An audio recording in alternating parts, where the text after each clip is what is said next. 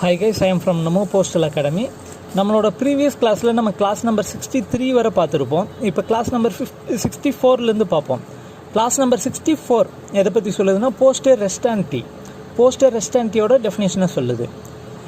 All article superscribed to be kept till called for to await arrival care of the postmaster care of the post office fall under poste ரெஸ்டான்டி.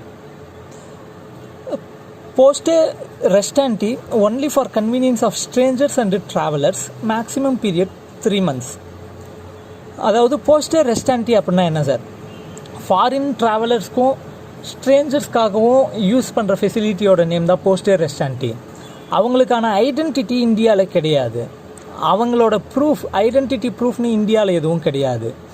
அதனால் அங்கே அவங்களுக்குன்னு வர ஆர்டிகல்ஸில் to be kept till called for to await arrival இல்லை care of postmaster அல்லது care of post ஆஃபீஸ்னு போட்டு letters வரும். அத்தகைய ஆர்டிகல்ஸ் எல்லாமே போஸ்டர் ரெஸ்டான்டி ஃபெசிலிட்டிக்கு கீழே வருது.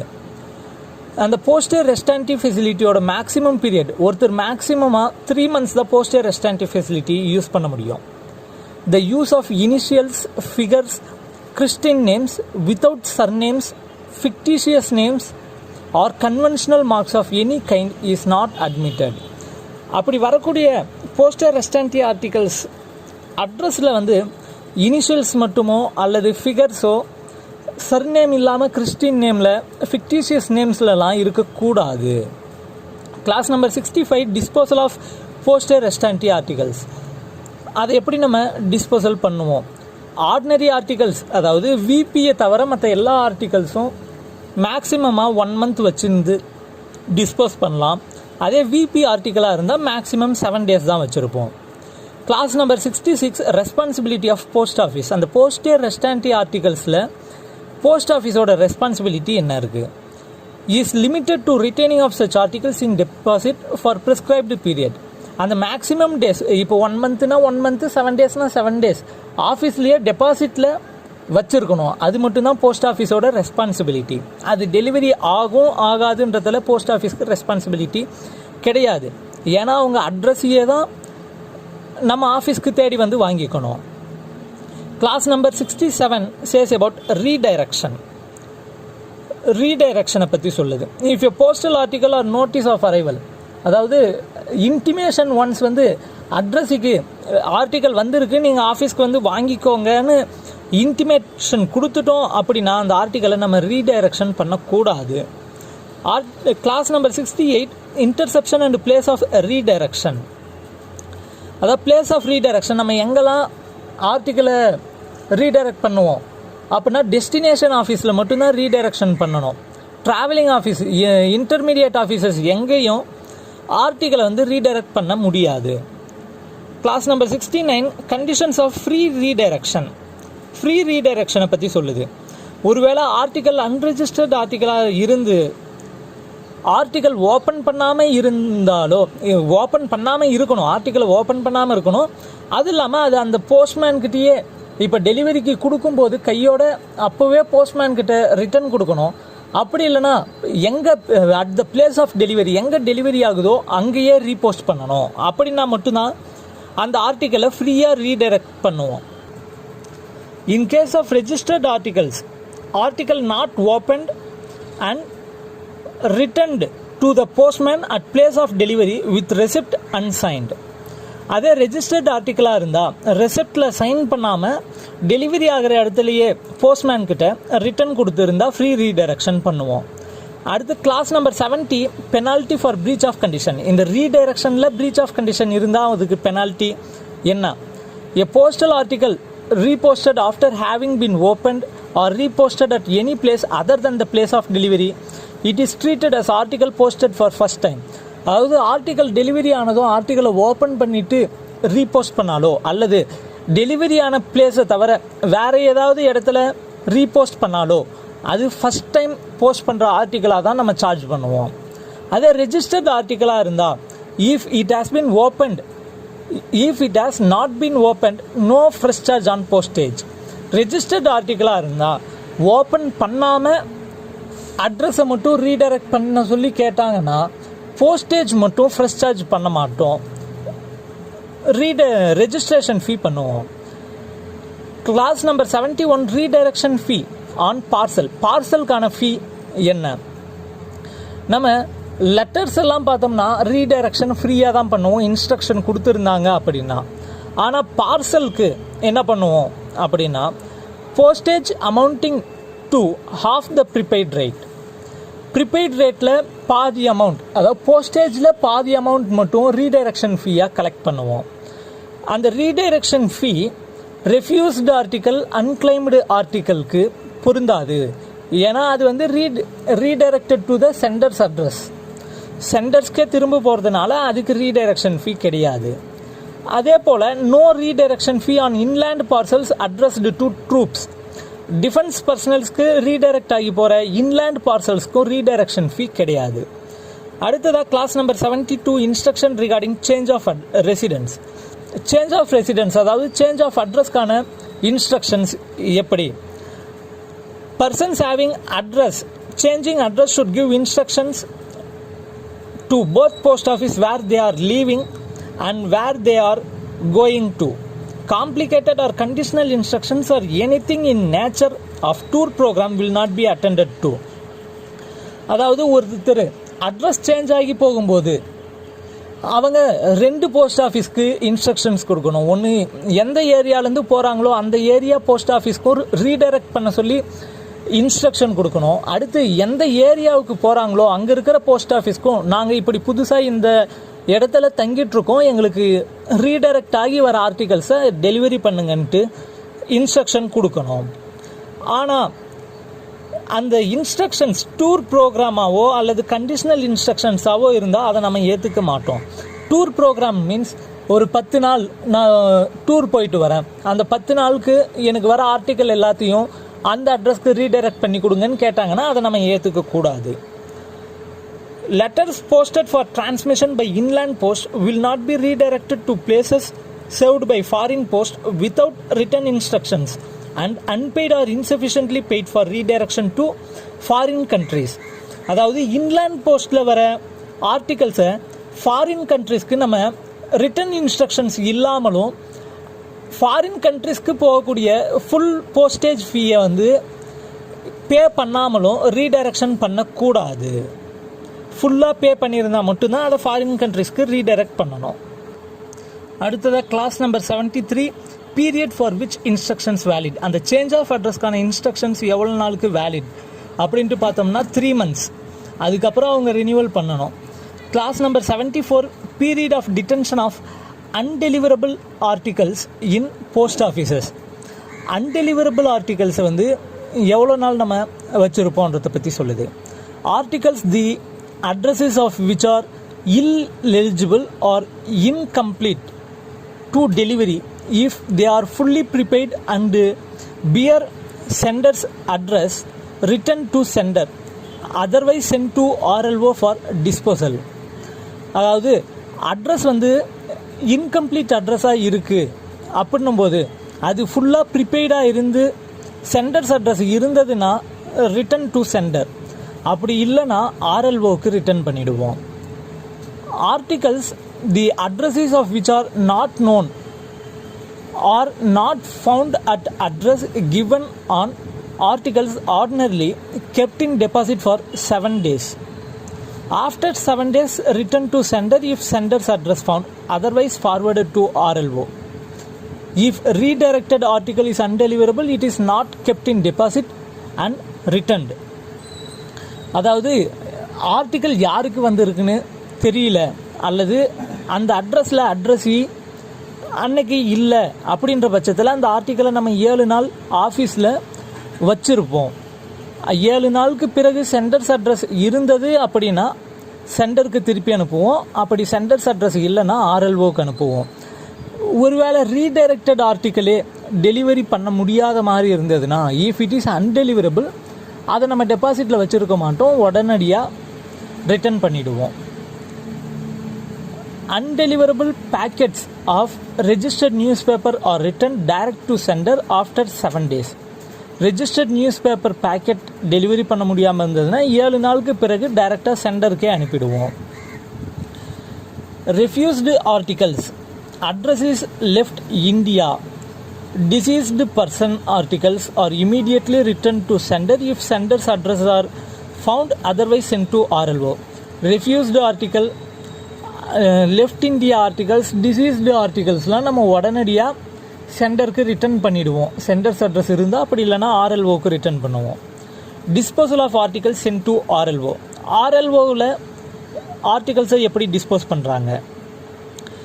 refused and articles addressed to deceased persons are treated in RLO in same manner as the articles the addresses of which cannot be found. அதாவது refused ஆர்டிக்கலையும் deceased பர்சனோட ஆர்டிகல்ஸையும் addresses which cannot be found, அதுக்கான article எப்படி treat பண்ணுவாங்களோ அதே போல தான் பண்ணுவாங்க. Clause number 76, application of sender to pay postal charges. Postal charge pay பண்ணுறதுக்கான ஆப்ளிகேஷன்ஸ் இருந்ததுன்னா the sender is bound to pay the due on letters. அதாவது சென்டருக்கு ரிட்டர்ன் போகும்போது அவங்க அதுக்கான டியூ சார்ஜஸை பே பண்ணி தான் ஆகணும். அப்படி பே பண்ண மாட்டேன்றாங்க அப்படின்னா நம்ம ஆல்ரெடி ஒரு கிளாஸில் பார்த்துருக்கோம். அதே போல் தான் போஸ்ட் ஆஃபீஸ் ஆக்டுக்கு கீழே ஃபைனாக இம்போஸ் பண்ணி வாங்குவோம். அப்பையும் மறுக்கிறார் அப்படின்னா அவருக்கான ஆர்டிகல்ஸ் எல்லாத்தையும் வித்ஹோல்ட் பண்ணி வைக்கிறதுக்கான பவர் போஸ்ட் ஆஃபீஸ்க்கு இருக்குது, எக்ஸப்ட் ஆன் ஐஜிஎஸ். அடுத்ததாக கிளாஸ் நம்பர் 77. கிளாஸ் நம்பர் 77 எதை பற்றி சொல்லுதுன்னா சஜஷன் அண்ட் கம்ப்ளைண்ட் புக். அதாவது எல்லா போஸ்ட் ஆஃபீஸ்லேயும் கஸ்டமர்ஸோட சஜஷன் கம்ப்ளைண்ட்ஸை வந்து நோட் பண்ணுறதுக்காக ஒரு கம்ப்ளைண்ட் அண்ட் சஜஷன் புக்குன்றது ஆஃபீஸோட ஒர்க்கிங் ஹவர்ஸில் வச்சுருப்பாங்க.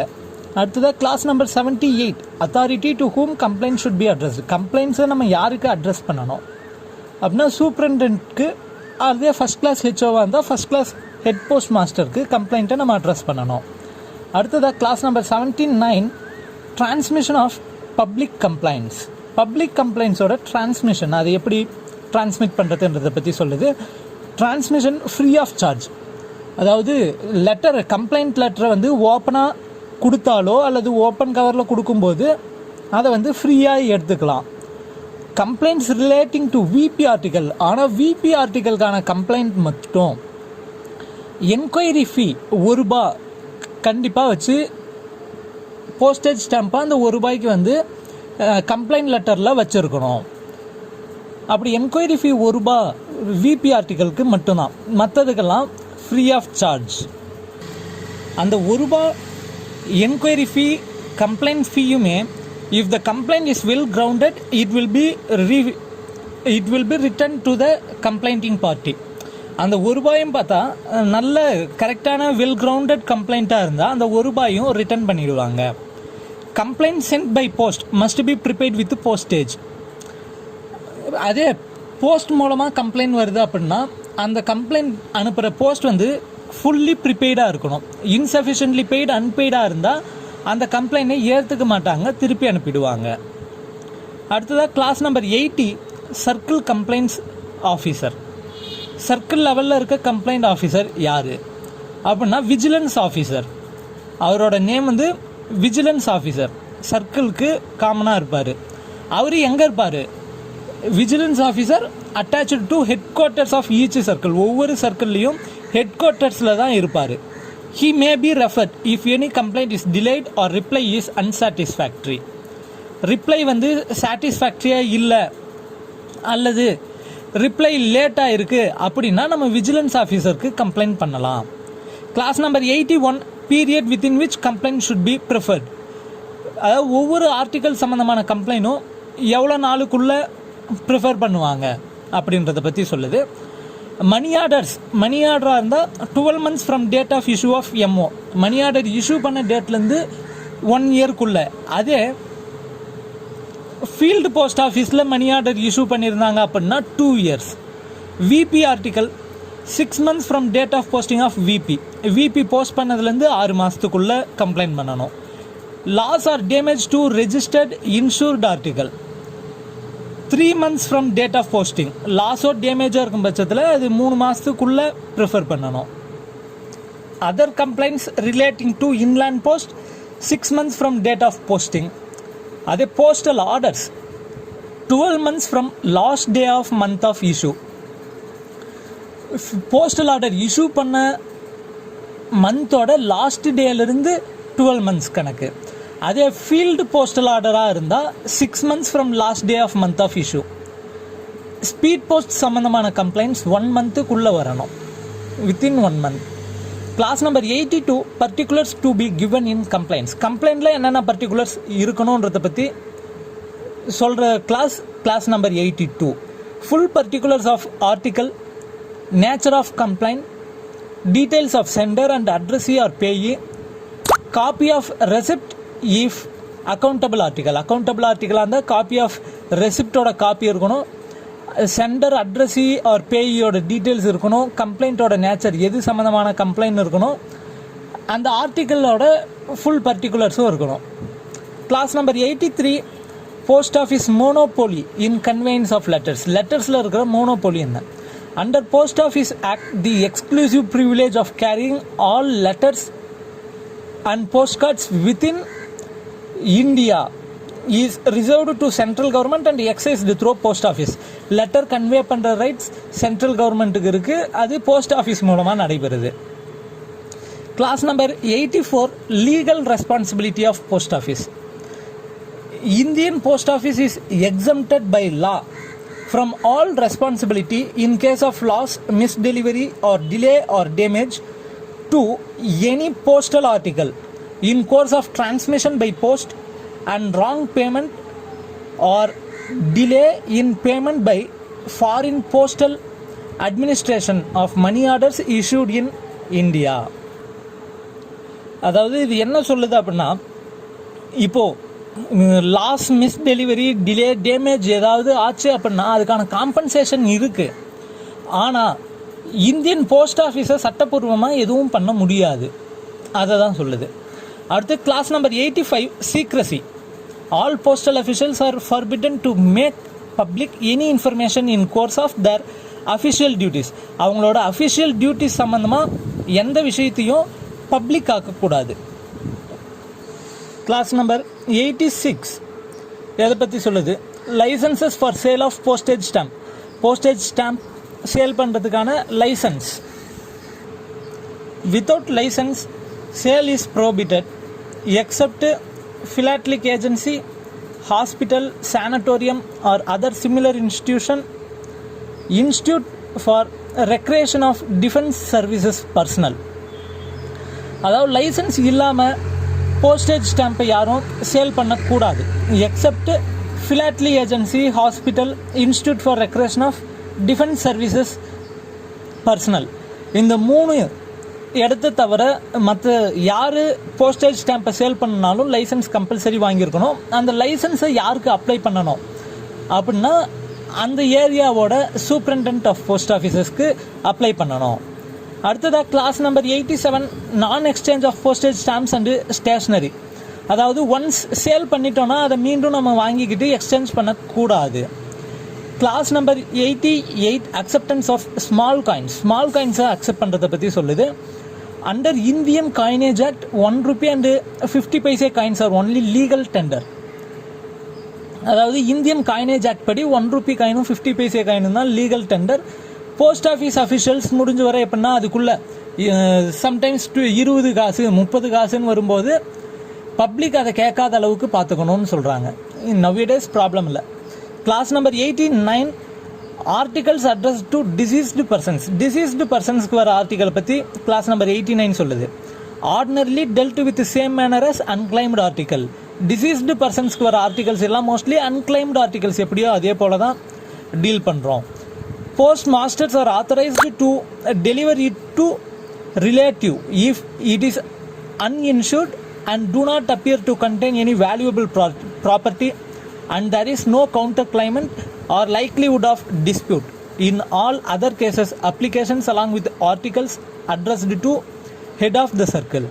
அதாவது டிசீஸ்டு பர்சன்ஸ்க்கு ஆர்டிக்கல் வரும் பட்சத்தில் அது அன்கிளைம்டு ஆர்டிக்கலாக தான் நம்ம டீல் பண்ணணும். அந்தந்த ஆஃபீஸோட போஸ்ட் மாஸ்டர்ஸே அதை வந்து ரிலேட்டிவ் கொடுக்கலாம், டெலிவரி பண்ணுறதுக்கான ஆத்தரைஸ் அவருக்கு இருக்குது. ஒருவேளை அந்த ஆர்டிக்கல் எப்படி இருந்தால் டெலிவரி பண்ணலாம் ரிலேட்டிவ்க்கு அப்படின்னா, ஒன்று வந்து அன்இன்சூர்டாக இருக்கணும், அடுத்து அதில் எந்த விதமான வேல்யூபிள் ப்ராப்பர்ட்டிஸும் இருக்கிற மாதிரி இருக்கக்கூடாது. அதே போல் அதே லெட்டருக்கு வேற ஒருத்தர் எனக்கும் அந்த லெட்டர் வேணும், அவருக்கு வர லெட்டர்லாம் எனக்கும் கொடுக்கணுன்ட்டு வேற யாரும் கேட்கக்கூடாது. அடுத்ததான் அதில் வந்து எந்த விதமான பிரச்சனையும் வர மாதிரி இருக்கக்கூடாது. அப்படி இருந்தால் post master is authorise to delivery to relative. ஒருவேளை அதில் ஏதாவது ப்ராப்ளம் இருக்குது, இல்லை வேறு கவுண்டர் கிளைமண்ட் யாராவது இருக்காங்க அப்படின்னா, அப்ளிகேஷன் இப்போ கேட்குறவங்களோட அப்ளிகேஷனை ஆர்டிக்கிளோட வச்சு ஹெட் ஆஃப் த சர்க்கிளுக்கு அனுப்பிவிடணும். அடுத்ததாக clause number 90, liability to detention of certain mails. டிடென்ஷனை பற்றி சொல்லுது. புக் பேக்கெட்ஸ் அண்ட் பார்சல்ஸ், அதாவது other than registered newspaper, book பேக்கெட்டில் ரெஜிஸ்டர்ட் நியூஸ் பேப்பரை தவிர not exceeding 1 day at office of posting. Office of போஸ்டிங்கில் ஒரு நாள் இருக்கலாம். These articles except parcels may be held over till next delivery at office of delivery. அதாவது second class mail எல்லாமே ரெஜிஸ்டர்ட் நியூஸ் பேப்பரை தவிர மற்ற எல்லா ஆர்டிக்கலும் ஆஃபீஸ் ஆஃப் போஸ்டிங்கில் ஒரு நாள் டிடென்ஷனில் இருக்கலாம். அதே செகண்ட் கிளாஸ் மெயிலில் பார்சலை தவிர மற்றது எல்லாமே நெக்ஸ்ட் டெலிவரி வர டெலிவரி ஆஃபீஸில் ஒரு நாள் இருக்கலாம். அதுக்காக ஒரு நாள் தான் இருக்கலாம் இல்லை அப்படின்ட்டு அன்அவாய்டபிள் ரீசன்ஸ் இல்லாமல் யூஸ்வலாகவே ஒரு நாள் இருக்கலாம்ல, இன்றைக்கி வரதான் நான் நாளைக்கு அனுப்புகிறேன், நாளைக்கு டெலிவரிக்கு எடுத்துகிட்டு போகிறேன்னா அப்படி கிடையாது. டியூ டு அன்அவாய்டபிள் ரீசன்ஸ், தவிர்க்க முடியாத காரணம் இருந்தால் ஒரு நாள் வச்சிருக்கலாம். அடுத்து clause number 91, facilities provided by village postman in rural area. Rural ஏரியாவில் வில்லேஜ் போஸ்ட்மேன் என்னென்ன ஃபெசிலிட்டிஸ் கொடுக்குறாங்க அப்படின்னா, அவங்க village postman carry postage stamps, stationery and acknowledgement forms, MO forms எல்லாமே அவங்க கூட எடுத்துகிட்டு போயிட்டு பப்ளிக் கேட்டாங்கன்னா கொடுப்பாங்க. They are authorised to book registered letters and collect post cards and letters for despatch. அவங்க ரெஜிஸ்டர்ட் லெட்டரை புக் பண்ணுவாங்க. அது இல்லாமல் போஸ்ட் கார்ட்ஸ் லெட்டர்ஸ் டெஸ்பேச்சுக்கு அனுப்புறதுக்கு இருந்தால் அதையும் கலெக்ட் பண்ணி எடுத்துகிட்டு வருவாங்க. Clause number 92, issue of post office forms obtainable from post offices for convenience of firms and institutions. Large quantities of post office forms available for sale at all principal post offices. அதாவது post office ஃபார்ம்ஸை எங்கெங்கே issue பண்ணுவாங்க அப்படின்னா, post ஆஃபீஸில் அதாவது post office தேவையான எல்லா ஃபார்மும் post ஆஃபீஸில் வாங்கிக்கலாம். அதே இப்போ பல்கான மெயில் அனுப்புகிறவங்க இன்ஸ்டிடியூஷன்ஸ் ஃபர்ம்ஸ்க்கான கன்வீனியன்ஸ்க்காக ஒரு குறிப்பிட்ட அமௌண்ட்டுக்கு at all principal post offices, முக்கியமான போஸ்ட் ஆஃபீஸ் எல்லா ஆஃபீஸ்லேயும் லார்ஜ் குவான்டிட்டியாக வாங்கிக்கலாம். எக்ஸாம்பிளுக்கு பார்த்தோம்னா, அக்னாலேஜ்மெண்ட் கார்டு வந்து 50 அக்னாலேஜ்மெண்ட் கார்டு சேர்ந்த ஒரு புக் வந்து 3 ரூபான்னு வாங்கிக்கலாம். Clause number 93, services which cannot be claimed. Claim பண்ண முடியாத சர்வீசஸ் என்னென்ன? Post office officials are forbidden to affix stamps, not bound to give change or to weigh except registered articles, parcels and airmail articles. அதாவது post office officials எதை பண்ணக்கூடாது அப்படின்னா, அவங்க வந்து post office official stamp ஒட்டக்கூடாது. Stamp விற்கலாம், public தான் அதை வாங்கி ஒட்டி கொடுக்கணும் இல்லையே, நம்ம அவங்களுக்கு ஒட்டி கொடுக்கக்கூடாது. அதே போல் சேஞ்ச் நாம் ப்ரொவைட் பண்ணக்கூடாது, அவங்க தான் எக்ஸாக்ட் சேஞ்ச் கொடுக்கணும். ரெஜிஸ்டர்ட் ஆர்டிக்கல், பார்சல், ஏர்மெயிலை தவிர மற்ற ஆர்டிகல்ஸ் எதையும் நம்ம வெயிட் போட்டு கொடுக்கக்கூடாது. Clause number 94, acceptance of cheques. Postman are not authorised to accept sex.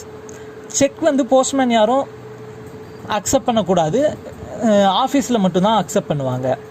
Class number 95, last date for payment of dues. Due pay பண்ணுறதுக்கான லாஸ்ட் டேட் எப்போ? when the last day for payment or for receipt of sums due from post office falls on Sunday or post office holiday, the next working day will be taken as the last day for such transactions. பேமெண்ட்டுக்கோ டியூக்கோ, அதாவது last day வந்து சண்டேவோ post office ஹாலிடேவோ வரும்போது அதுக்கான next working day தான் அந்த டிரான்சாக்ஷனுக்கான last day. அதாவது இதே கிளாஸை மீண்டும் ஒரு முறை படிக்கிறேன் பாருங்கள். when the last day for payment or for receipt of sums due from post office falls on Sunday or post office holiday, the next working day will be taken as the last day for such transactions. அதாவது இப்போ நீங்கள் வந்து RT ஒன்று கட்டுறீங்க, 15 தேதிக்குள்ளே open பண்ணியிருந்தா 15th last date, 15லேருந்து 30th open பண்ணியிருந்தா அந்த மந்த் 30th லாஸ்ட் டேட். அப்போது அந்த லாஸ்ட் டே சண்டேலையோ போஸ்ட் ஆஃபீஸ் ஹாலிடேலையோ விழுந்தா அடுத்தது 1ஆம் தேதி டியூ இல்லாமல் கட்டலாமா, டிஃபால்ட் வராதா அப்படின்னா அப்படி கிடையாது. இதில் என்ன சொல்கிறாங்கன்னா டியூ ஃப்ரம் போஸ்ட் ஆஃபீஸ். இப்போ போஸ்ட் ஆஃபீஸ் வந்து பப்ளிக்கு ஒரு அமௌண்ட் கொடுக்கணும், அதுக்கான லாஸ்ட் டே சண்டேலையோ போஸ்ட் ஆஃபீஸ் ஹாலிடேலையோ வந்தால் அதுக்கு அடுத்த நாள் தான் போஸ்ட் ஆஃபீஸ்க்கு லாஸ்ட் டே அதை கொடுக்கறதுக்கு. ஆனால் பப்ளிக்கிட்டேருந்து நம்ம வாங்குகிற அமௌண்ட்டுக்கு லாஸ்ட் டே வந்து சண்டேவோ போஸ்ட் ஆஃபீஸ் ஹாலிடேலையோ விழுந்தா அதுக்கு முன்னாடி நாள் தான் லாஸ்ட் டே. இந்த கிளாஸில் அந்த ஃப்ரம் போஸ்ட் ஆஃபீஸ்ன்றது ஒரு முக்கியமான ஹிண்ட் வேர்ட். அதை வச்சு தான் நம்ம வந்து அந்த due day last day next working டேவா ப்ரீவியஸ் ஒர்க்கிங் டேவான்றத மென்ஷன் பண்ண முடியும். 95 கிளாஸஸ் நம்ம இதுவரை பார்த்துருக்கோம். அதாவது செக்ஷன் 1 ஜென்ரல் செக்ஷன் கம்ப்ளீட்டாக பார்த்து முடிச்சிட்டோம். செக்ஷன் 1 ஜென்ரல் செக்ஷனில் கிளாஸ் 1லேருந்து 95 வரதான் இருக்குது. 95 கிளாஸஸும் இப்போ பார்த்துட்டோம். அடுத்ததாக section 2 letter and parcel post அடுத்த கிளாஸில் பார்ப்போம். செக்ஷன் 1 ஜென்ரல் செக்ஷனை கம்ப்ளீட்டாக 3 வீடியோவையும் வச்சு அந்த பிடிஎஃப் ஃபைலில் ரெஃபரன்ஸ்க்கு வச்சு பிடிஎஃப் ஃபைல் வச்சு கிளாஸை பாருங்கள். தேங்க்யூ. சப்ஸ்கிரைப் பண்ணுங்கள். நெக்ஸ்ட் கிளாஸில் மீண்டும் பார்ப்போம்.